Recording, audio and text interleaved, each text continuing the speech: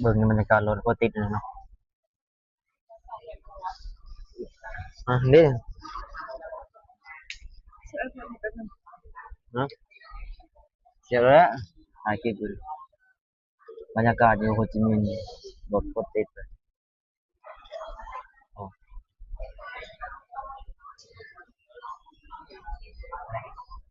บรรยากาศครับ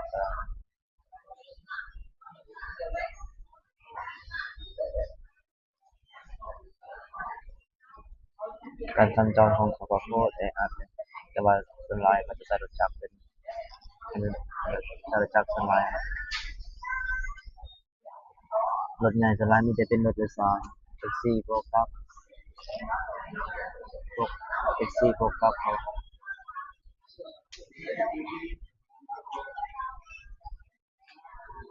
มีบรรยากาศอยู่โฮจิมินห์อยู่ภาคใต้ของเวียด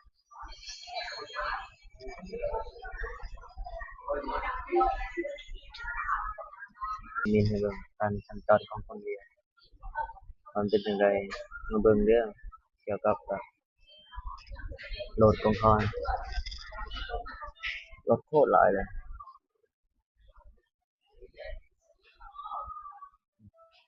ส่วนหลายก็จะใช้รถจักรนะเบิ่งประชากรของเขา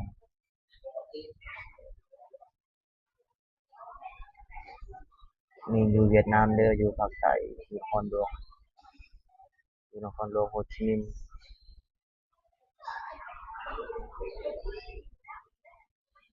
เบิ่งบรรยากาศของเขาตอนแรงประมาณ5โมง6โมง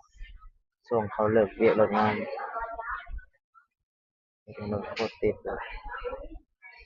แต่ว่าเขาก็ดีแต่ส่วนหลายเกิดอุบัติเหตุนะน่าจะบ่ค่อยมีแต่ว่ากฎหมายของเขานะใครทำถ่ายแล้วก็นั้นผิดส่วนหลายเขาจะแนมหน้าอย่างเดียวเขาจะบ่สนใจทางหลังการสัญจรของเขาบ่ตัดหน้าตัดหลังส่วนหลายเขาจะบีบแตร่เป็นหลัก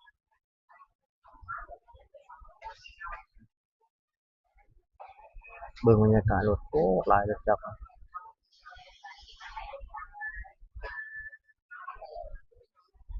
น่าจะเป็นเบอร์หนึ่งของอาเซียนบ่ที่ว่ารถจักรหลายเด้อของโลกที่ประชาชนใช้รถจักรหลายที่สุด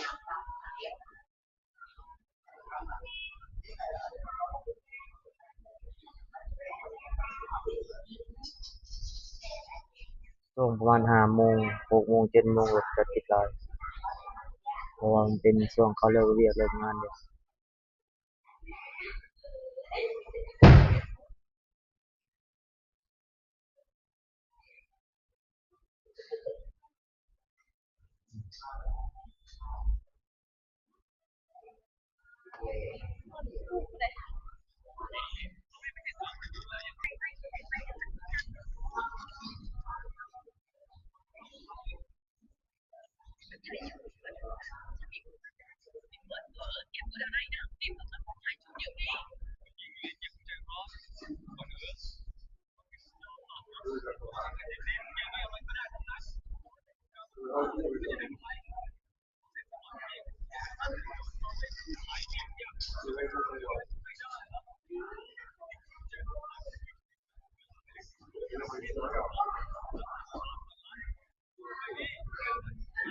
Ở đây hả? Ở Hồ Chí Minh. Nhưng mà buổi tối phải 5 giờ đêm, 6 giờ có gió